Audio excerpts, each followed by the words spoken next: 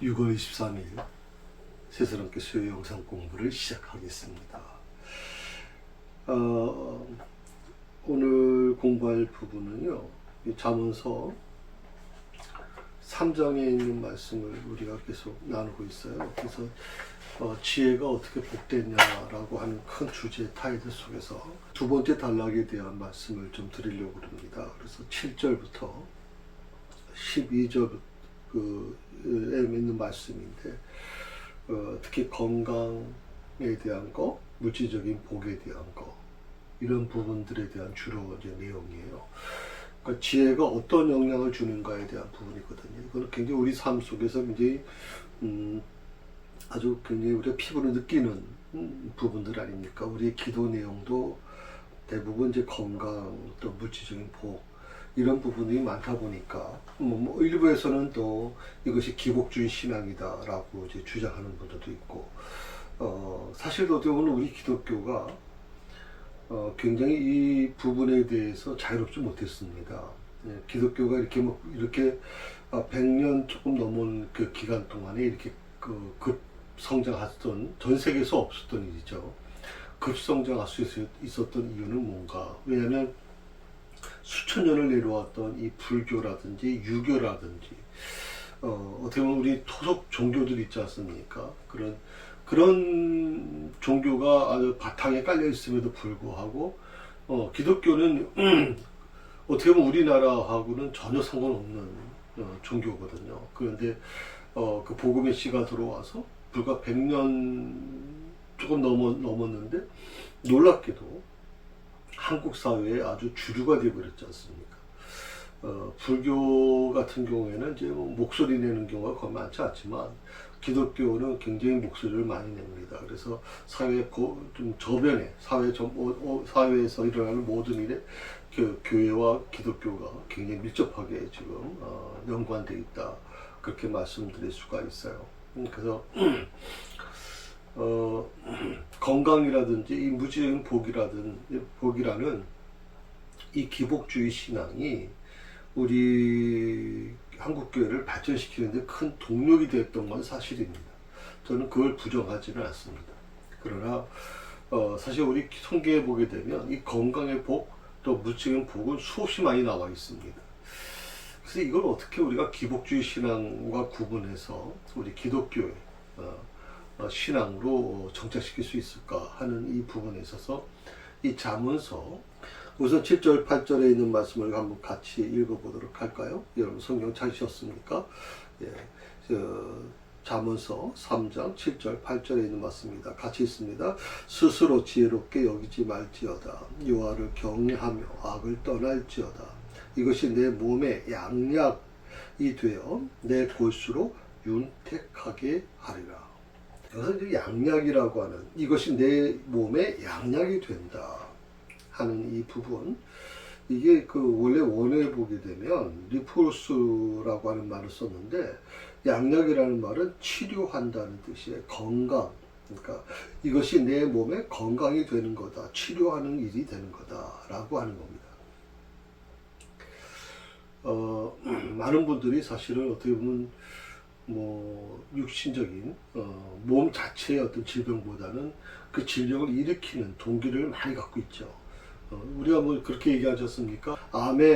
암이라고 하는 게 갑작스럽게 생겼다고 생각하는 분들이 있지만 그렇지 않다고 그러죠. 의사 선생님들 만나게 되면 암은 절대 갑작스럽게 생기는 병이 아니에요. 그거는 어떻게 보면 우리 몸속에 이미 암에 관련되어 있는 그런 어떤 요소들이 있어요. 이게 숨어 있다가 우리 몸이 면역이 약해지고 우리 몸이 많이 지금 어려워지게 되면 이 암에 숨어 있던 암이 갑자기 이제 드러난단 말이죠.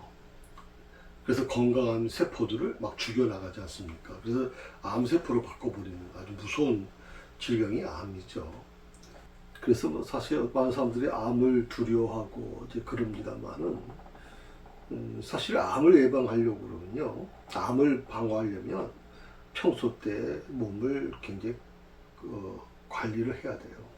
그래서 몸의 면역을 키워내고 암이 자라지 못하도록 그렇게 만들어야 돼요. 이 암은 언제든지 우리가 살아가는 과정, 뭐 한 80년, 90년, 100년 그 삶 속에 언제든지 뚫고 나올 수가 있어요. 그러니까 항상 그걸 조심해야 되는데, 바로 이런 부분도 마찬가지일 겁니다. 그래서 하나님을 경외하고 악을 떠나게 되면 내 몸이 치료가 된다, 건강하게 된다 하는 것은 이제 어떻게 조금 말씀드린 것처럼 면역에 관련된 거, 또 내 몸에 여러 가지 정신적인 어떤 어려움이 있던 것들이 치유가 되는 것이죠. 또 내 골수로 윤택하게 하리라. 골수로 윤택하게 한다. 이 골수라고 하는 말, 뭐 우리가 잘 아는 말이지만 젊은 사람들은 잘 모를 수가 있어요. 골수는 뭐예요? 뼛속 깊이까지. 그러니까 우리가 기도할 때 그 골수까지 뭐 이렇게 표현하는데, 이제 그건 뼛속 깊이까지 라고 하는 표현으로 이제 바꿀 수 있죠. 그것이 윤택하게 될 것이다. 내 뼛속까지 윤택하게 된다 하는 표현입니다. 한 가지 중요한 건 뭐냐면, 우리 스스로, 나 스스로 나를 지혜롭게 여기지 말아야 돼요. 잠언서 26장 16절에 보게 되면 이런 말씀이 있어요. 스스로 지혜롭게 여기는 자보다 미련한 자에게 오히려 바랄 것이 있다고 그렇게 말했어요. 스스로 자신을 지혜롭게 여기는 자보다 미련한 자에게서 오히려 바랄 것이 있다. 재밌는 표현이죠.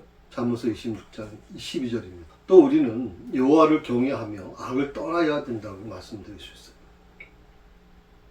사람이 여호와를, 하나님을 경외하고 악을 떠나는 것이 참 지혜인데, 이걸 사실 우리 삶 속에 잘 지켜내지 못하고 있어요. 하나님을 경외하고 그리고 악에서 떠나는 거, 이건 기독교인들이 반드시 해야 될 일이죠. 하나님을 경외하는 거, 그거조차를 모른다면 사실 너무 불쌍한 거죠. 바로 이게 하나님을 경외하고 악을 떠나는 거라고 하는 이것이 성경이 가르치는 요점이에요. 성경의 가장 그 핵심 요점을 얘기하면 하나님을 경외하고 악을 떠나는 거다. 그럼 어떻게 사람은 악을 떠날 수 있을까? 악을 떠나는 것이 하나님의 뜻이고 그것이 성경의 요점인데, 어떻게 우리는 악을 떠날 수 있을까? 간단합니다. 하나님을 경외하면 됩니다. 하나님을 경외하는 것. 하나님을 경외하는 사람은 악에 물들지 않습니다. 악에서 멀어지게 됩니다. 참 재밌는 거는, 하나님을 알기 전에는 그렇게나 불신자들하고 그야말로 뭐 먹고 뭐 놀고, 정말 뭐 입에서는 뭐 욕이 막 나오고 거짓말 밥 먹듯이 하고 폭력성이 막 나타나고. 그런데요, 하나님을 알고 나서부터 어떻게 달라져요? 정말 하나님을 경외하고 난 다음에 사탄을 또 오랜 시간 지나서 만나게 되면 사람이 달라 보입니다. 전혀 전에 있던 사람의 모습이 아니에요. 그러니까 악을 떠나는 거예요. 악을 떠나기 때문에 악이 근접하지 못하니까 그 사람의 본성이 아름다워질 수밖에 없어요. 하나님이 이 세상을 창조할 때부터 사람은 참 선하게 창조하셨어요. 이게 어떻게 보면 살아가는 과정에서 굉장히 악에 물들기 시작하고 우리 마음에 있는 이 선함까지도 전부 다 빼앗겨버리는 일들이 일어나지 않습니까? 그래서 잠언서 16장 6절에 보게 되면 이렇게 말씀하셨어요. 여호와를 경외함으로 인하여 악에서 떠나게 되느니라. 여호와를 경외하게 되면 악에서 떠나게 됩니다. 이 방법밖에 없습니다. 저 우리 새사랑교회 성도님들, 이 방송을 듣고 영상을 듣고 있는 여러분들이 정말 악에서 떠났으면 좋겠습니다. 그러기 위해서는 하나님을 진정으로 경외해야 됩니다. 정말 하나님 사랑하고요, 하나님의 영광을 드러내는 삶을 살고자 몸부림치셔야 됩니다. 이건 너무나도 귀한 겁니다.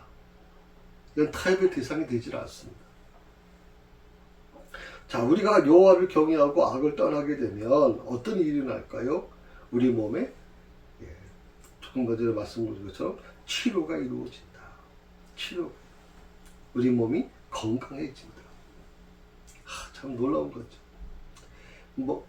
자, 하나님을 경외했을 뿐이에요. 하나님을 경외하고 악에서 떠나고 나니까 내 몸이 오히려 치료해지고 치료가 이루어지고 건강해지더라. 그리고 우리 뼛속까지 어떻게 해요? 윤택하게 된다. 윤택하게 된다. 뼛속까지 윤택하게. 내 골수로 윤택하게 하리라 그랬으니까 뼛속까지 윤택하게 된다 하는 거. 자, 세 가지죠. 치료가 이루어지고 건강하게 되고 그리고 뼛속까지 윤택하게 된다. 조건이 뭐예요? 여호와를 경외하고 악을 떠나게 되면. 근데 악을 떠나는 것은 바로 여호와를 경외할 때만이 가능하다. 사람이 하나님을 두려워하고 또 섬기고 하나님의 계명대로 의와 선을 행하게 되면 건강을 누리게 된다라고 합니다. 그리고 뼛속까지도 건강해질 것이다. 요즘에는 정말 암이 무서운 것 중에 하나가 우리 세포만 공격하는 게 아니라 어떻게 해요? 우리 뼈까지 공격하잖아요. 골수까지 공격하거든. 그러면 정말 대책이 없어요. 뼈속까지 막 뚫고 들어가 버리면 정말 그래서 사람들이 암이 무섭다 이렇게 얘기를 하는 것 같은데 출애굽기서 15장 26절의 말씀입니다. 제가 읽어드릴게요. 출애굽기서 15장 26절 여러분 그거 좀 체크해 놓으세요. 이걸 여러분 나중에 한번 좀 찾아서 읽으시면 좋겠어요. 가라사대 너희가 너희 하나님 나 여호와의 말을 청종하고 나의 보기에 의를 행하며 내 계명에 귀를 기울이며 내 모든 규례를 지키면 내가 애굽 사람에게 내린 모든 질병의 하나도 너에게 내리지 아니하리니 아멘. 나는 너희를 치료하는 여호와임이니라. 자, 규례를 지키면 그 규례가 뭐냐입니까? 그러니까 의를 행하고 하나님의 계명에 귀를 기울이고 그리고 그분의 모든 규례를 지키게 되면 애굽 사람에게 내린 모든 질병, 그러니까 애굽 사람에게 내린 질병이 뭐가 있을까요? 애굽 사람에게 내린 질병, 아마 부스러움도 있었을 것이고 여러 가지 어려움이 많았죠. 특히 마지막에는 이제 장자의 죽음까지 하나님께서 생명을 다 취해버리지 않습니까? 자, 이 모든 질병 하나도 너에게 내리지 않는다. 참 재밌는 거지. 애굽에는 지금 이 질병으로 인해서 견디지 못할 정도로 힘들어하는데 그런데 고센 땅에 있는 이스라엘 백성들은 무슨 일을 하는지도 모르고 있었단 말이죠. 그러면서 하나님께서 이렇게 말씀하십니다. 나는 너희를 치료하는 여호와. 이게 이제 히브리어 원어에 보면은 여호와 로프에카라고 하는 치료하는 로프에카 치료하는 여호와다. 여호와 로프에카. 사람의 건강은 뭐예요? 물론 사람이 건강해지려고 하면 아무래도 뭐 영양식을 해야죠. 영양식을 해야 되고 보약을 더 많이 먹고 그래서 이 보약을 많이 먹는 분들 보면 정말 1년에도 몇 번씩 한약 보약을 줘서 드시는 것 같아요. 또 그리고 요즘에 기력을 회복한다 그래서 장어라든지 흑염소라든지 기력 회복하는 것을 많이 드시는 분들이 있을 겁니다. 그런데 물론 영양식을 하고 또 보약을 먹는 것도 물론 중요합니다. 그런데 가장 중요한 건 충분한 잠을 자는 거죠. 잠이 부족하면 굉장히 아주 힘들지 않습니까? 그래서 사람의 건강을 지키려면 충분한 잠을 좀 자는 게 좋다. 그리고 네 번째로 규칙적인 운동을 하는 게 중요하다. 규칙적인 운동을 하는 게 중요하다. 그것이 건강을 지키는 방법이다. 어떤 사람은 영양식만 치중하고 어떤 사람은 보약만 치중하는데 이건 물론 일부는 그럴 수 있지만 다 보약을 열심히 먹고 영양식도 열심히 먹으면서 잠도 제대로 안 자고 또 규칙적인 운동도 안 하게 되면 그 사람의 건강은 심각한 건강이 될 수밖에 없는 겁니다. 자, 하나님께서는 섭리자이십니다. 섭리한다. 섭리라고 하는 게 뭐냐면 어떻게 보면 우리의 삶을 우연히 이루어지는 게 아니라 어떤 특정한 계획에 의해서 이루어지는 것이다 라고 얘기한단 말이죠. 근데 많은 사람들이 이제 우연히 이루어지는 거로 생각해. 우연히 이렇게 됐어. 우연히 어떻게 하다 보니까 우연히 저 사람을 만났어. 자기 부인 만나는 사람, 자기 아내를 만나는 사람한테도 어떤 방송에 보면 나오는 그렇게 얘기하는 분도 있어요. 상담 코너에 나와서 어떻게 만나셨어요? 그랬더니 우연히 지나가다 이렇게 만났어요. 만나가지고 이렇게 말을 걸게 됐고 뭐 이게 그러니까 우연이라는 표현을 자주 써요. 물론 예정이 없던 그런 만남이다 보면 그럴 수 있겠죠. 그런데 우리 기독교인들은 우연이라는 말을 잘 쓰면 안 돼요. 우연이 아니죠. 그 시간에 하나님께서 그 자리에 나를 있게 하셨고 또 그 사람을 만나게 해주셨다라고 생각하는 거예요. 자녀들도 마찬가지입니다, 여러분. 그런 예정의 신앙을 가지지 않으면 많은 분들이 거기서 이제 무너지는 걸 많이 보게 되거든요. 하나님은 섭리하시는 하나님이에요. 그러니까 우리 삶은 우연히 이루어지는 게 아니에요. 하나님의 섭리 가운데 있는 거예요. 그래서 사람이 하나님을 무시하고 죄를 지으게 되면 제일 먼저 나타나는 게 뭐냐면 건강을 잃어버릴 수 있어요. 건강을 잃어버릴 수 있어요. 물론 이게 100% 다 그렇다는 건 아니에요. 하나님을 무시하고 죄를 반복듯이 하는 사람도 건강하게 사는 사람도 있어요. 또 그런 사람들이 또 사업이 잘해가지고 사업도 잘 돼가지고 돈도 하여튼 잘 벌어요. 그러다 보면 우리는 뭐 똑같은 거죠. 하박국이 정말 하나님께 토로했던 것처럼 왜 의인이 고난을 받고 악인이 번성하는 겁니까? 하는 의문을 하나님께 제기하잖아요. 왜 의인이 잘 돼야 되는데 왜 의인이 고난을 받고 오히려 악한 자들이 심판받아야 되는데 악한 자들이 더 잘 되는 이유가 뭡니까? 라고 하나님께 묻고 있잖아요. 우리가 하나님을 잘 섬기고 정말 열심히 하나님께 충성하는 자들도 건강을 잃어버릴 수가 있어요. 그렇기 때문에 건강을 잃어버린 것을 가지고 저 사람은 하나님을 무시하고 죄를 많이 지은 사람이야 이렇게 판단하는 것은 바람직하지 않다는 겁니다. 특별히 그 성경적인 건강 비결은 딱 하나예요. 하나님을 경외하고 악을 떠나는 거예요. 그 방법밖에 없어요. 그러니까 여러분이 지금부터라도 하나님을 경외하세요. 정말 오직 하나님 한 분을 붙들고 살아가는 저와 여러분이 될 수 있기를 바랍니다. 자, 9절에서 10절에 있는 말씀입니다. 두 번째 단락 9절에서 10절에 있는 말씀 같이 있습니다.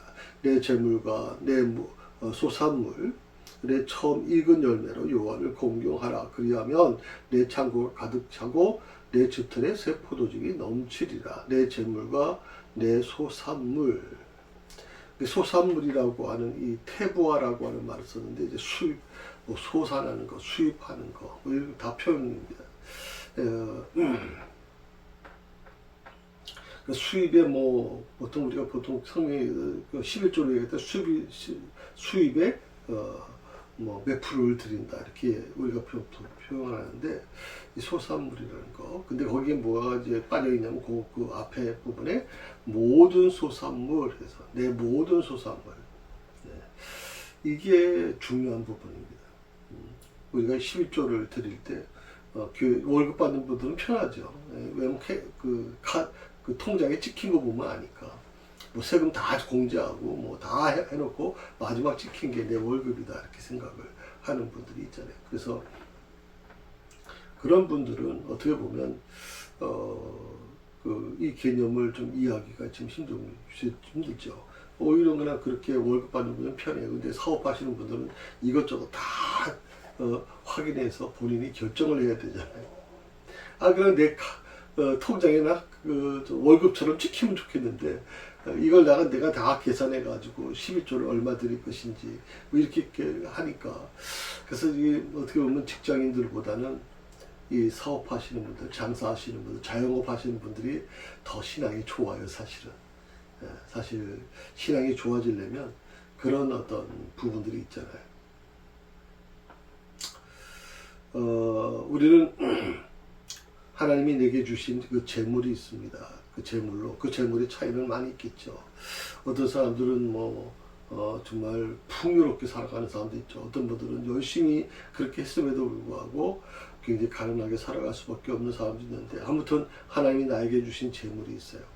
그 재물로 또 우리의 그 소득의 처음 익은 열매로 하나님을 공경하는 것. 그러니까 하나님을 경외한다라고 하는 표현을 썼는데, 하나님을 어떻게 경외할 수 있을까? 하나님을 경외하는 게 악을 떠나는 길인데, 하나님을 어떻게 경외할 수 있을까? 하나님이 내게 주신 재물로 하나님을 경외하라. 소득의 첫 익은 열매로 하나님을 공경해라.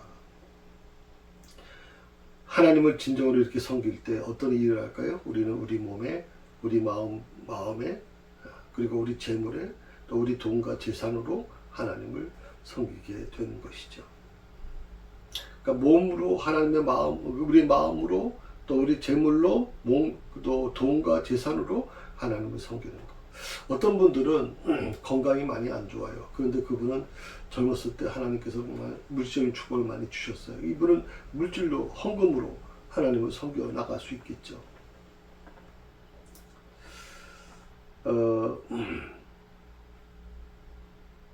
사실은 어떻게 보면 11조의 개념도 그렇고 모든 헌금의 개념이 그렇습니다. 교회에서는 왜 하필 11조에 대해서 강조하는가? 또 왜 무슨 각종 목적 헌금에 대해서 강조하느냐? 그렇게 이제 좀 불평하는 분들도 있습니다. 사실은 기독교는요, 불교하고 비교하시면 안 돼요. 불교 어떤 절에 가면 시주하라는 말 별로 하지 않지 않습니까? 근데 왜 교회만 오면 공식적으로 일주일에 한 번씩 헌금을 해야 되고 이렇게 얘기를 한단 말이죠. 근데 이건 여러분 생각해 보셔야 돼요. 불교는 어떻게 이루어집니까? 조계종이라고 하는 단체가 있잖아요.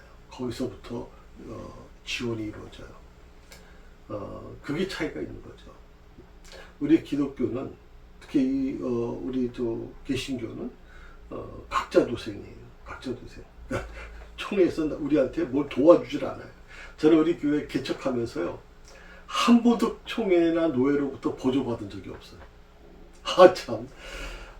제가 사회부장도 한번 하긴 했는데, 노회에서 이렇게 많이 도와주는 거 보고 제가 놀랬거든요. 근데 왜 새사랑교회는 개척하면서부터 한 번도 그렇게 도와준 적이 없는데, 어떻게 된 건가? 그런 생각도 좀 제가 해본 적이 있습니다만은,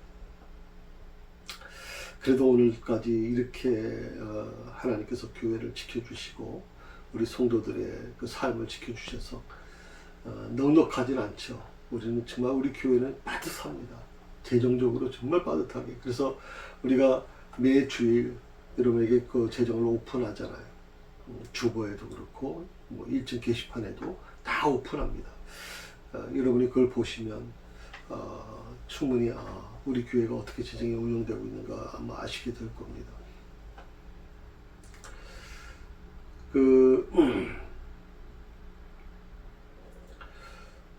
사실 모든 것이 다 하나님의 소유인데, 그 하나님의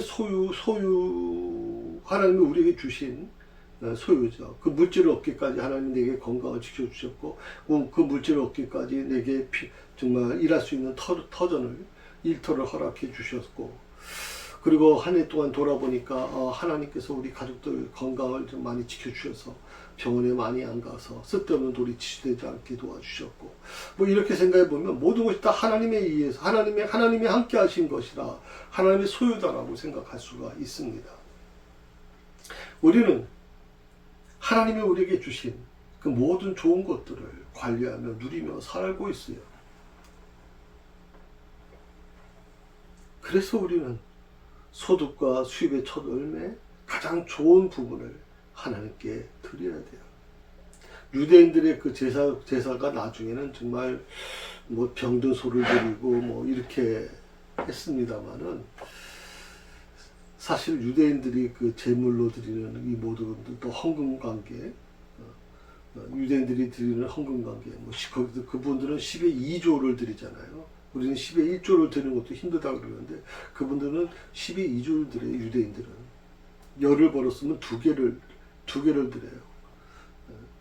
그리고 조금 더 여유가 있는 분들은 10의 3조를 드려요.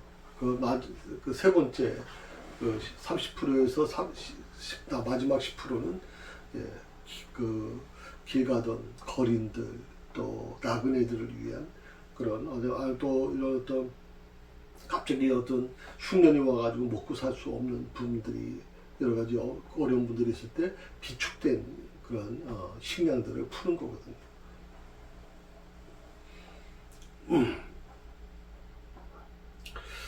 근데 여기서 가장 중요한 게 뭐냐면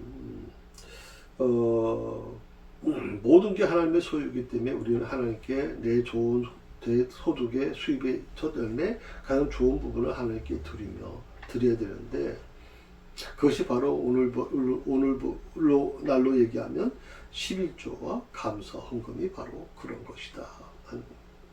우리가 모든 수입의 첫 열매를 하나님께 드리게 되면 어떻게 되느냐?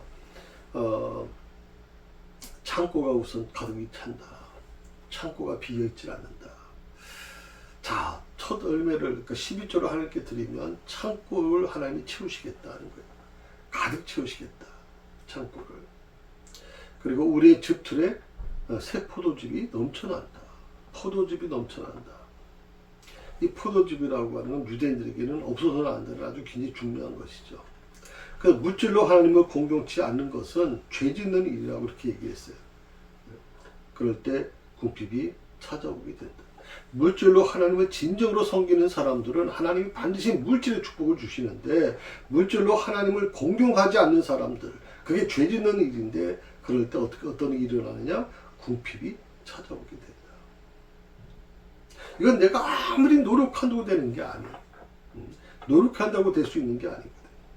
그래서 하나님께서는 선지자 학개를 통해서 이스라엘 백성들이 성전 건축에 무관심하고 자기들의 호화로운 집에 거주하는 것을 하나님은 정죄하시고요. 그들에게 경제적 어려움을 주셨다라고 그렇게 학개서 1장 4절에서 6절의 말씀에 기록되어 있어요. 학개서 4장 1절에서 6절, 1장 4절에서 6절. 자, 선지자 말라기를 통해서 11조와 헌물이 하나님의 것이고 그리고 이스라엘 온 나라가 하나님의 것을 도질하였으므로 저주를 받았다고 그렇게 말씀하세요. 말라기 3장 8절에서 9절에 있는 말씀. 하나님은 이 선지자 말라기를 통해서 아주 분명히 말씀하신 거예요.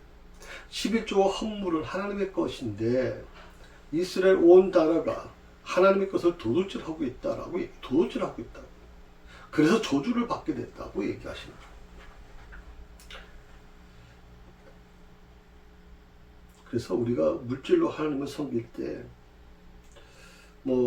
전도를 위해서 또 구제를 위해서 헌금할 때 하나님께서는 우리에게 어떻게 합니까? 물질적인 좀 넉넉함을 주십니다. 양식의 풍족함을 주십니다. 은행 잔고가 넉넉해지도록 하나님이 허락해 주신다라고 하는 것입니다.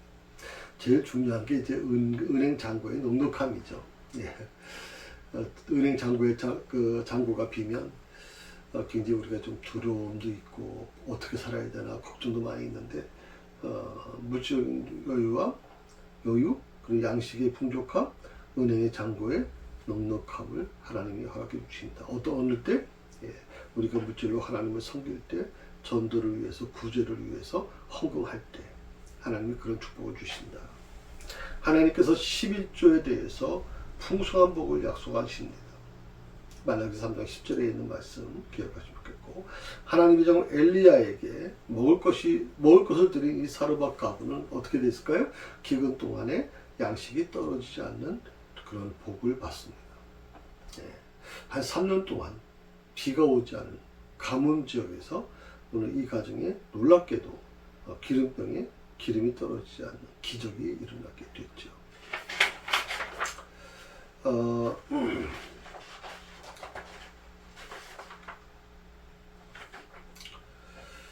11절에서 12절에 있는 말씀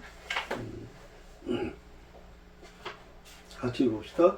내 아들아 여호와의 징계를 경히 여기지 말라. 그 꾸지람을 싫어하지 말라.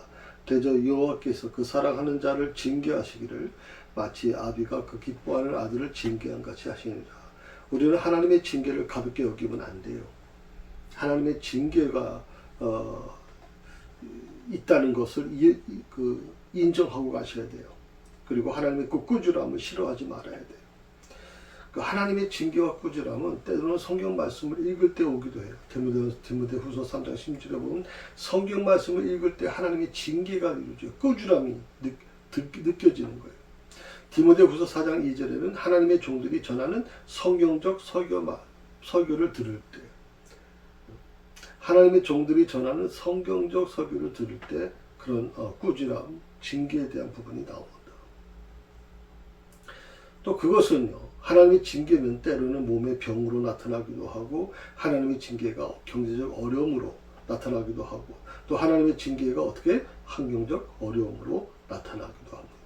그래서 여기서 경히 여기고 싫어한다. 경히 여기고 싫어한다.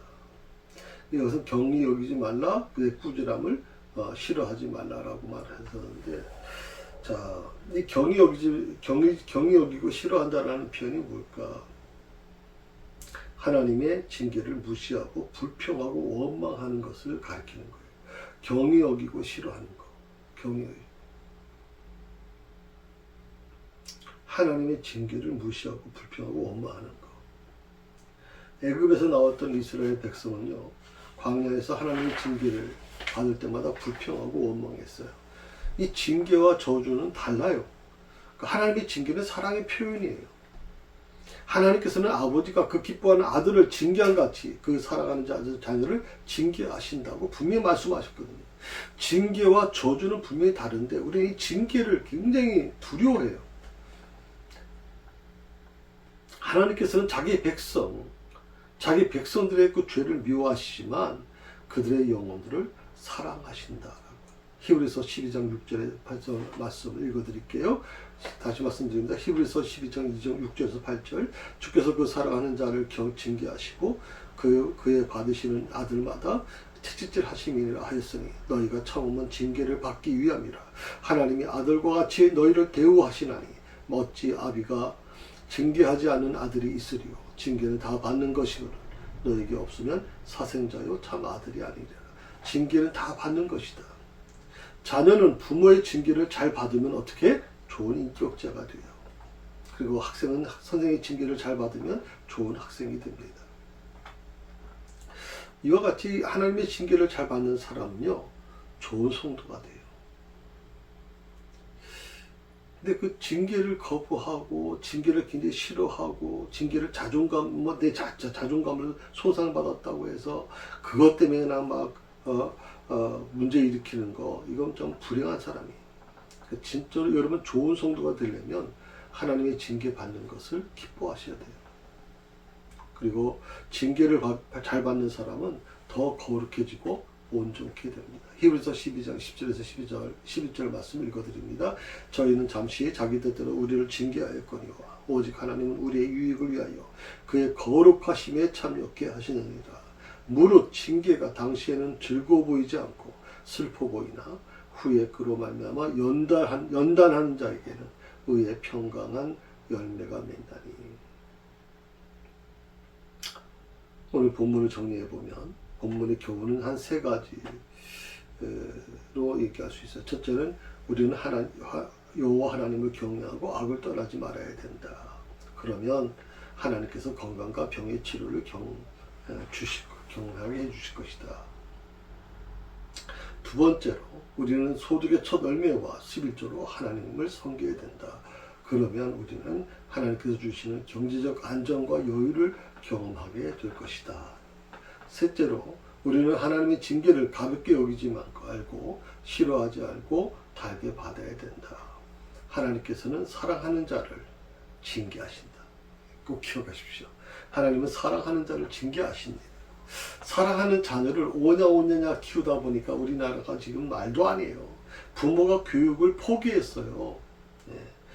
난 그게 너무 안타까워요. 여러분. 하나님이 우리 그 사람에게 주신 가장 큰 어떤 사명 중에 하나가 뭐냐면, 부모의 사명이 뭐냐면 자식을 정말 잘 키워야 돼요. 자식을 잘 키우려면 어떻게 돼요? 진기가 있어야 돼요. 여러분. 오냐 키우는 아이들은 지금 중국이 그것들이 난리잖아요. 한 명만 낳고 한 명만 낳아 기르는 것이 아니 법이 되면서 그 한 아이 정말 애지중지하게 키운 거죠. 그 아이가 원한다면 뭐든지 해줄 수 있는. 그것이 나이가 들어서 보면 결과적으로 자기 중심으로만 이제 생각할 수밖에 없는 것이 돼버려요. 셋째로 우리는 하나님의 징계를 가볍게 여기지 말고 싫어하지 말고 달게 받아야 된다. 이 세 번째가 참 중요한 부분이죠. 싫어하지 말고 달게 받아라. 왜냐하면 하나님께서는 사랑하는 자를 징계하시기 때문이다. 그러므로 우리는 하나님께서 징계하실 때 달게 받고, 즉 회개하고 회 고쳐야 된다. 이걸 꼭 기억하시면 좋겠어요. 교회에서 신앙생활 잘하던 분이 갑자기 하던 일이 잘 안 되고 또 자녀 문제로 많이 골머리 앓고 늘 눈물로 사는 분들을 보면, 야, 저분은 이렇게 기도 생활도 많이 하고 신앙생활도 많이 하고 남 많이 도와주고 법 없이도 살 수 있는 정말 좋은 분인데 저 고사님은 왜 저렇게 어려움이 많을까? 라고 하는 부분을 이제 의아시하게 생각하는 분들이 있어요. 그리고 그것도 본인이나 주변 사람들한테 얘기하지 하면 얼마나 그 당사자가 얼마나 힘들겠어요. 근데 하나 꼭 기억하셔야 되는 게 뭐냐면, 하나님께서는 사랑하시는 자를 징계하신다. 사랑하는 자를 사랑하기 때문에 징계하시는 거예요. 사랑하기 때문에.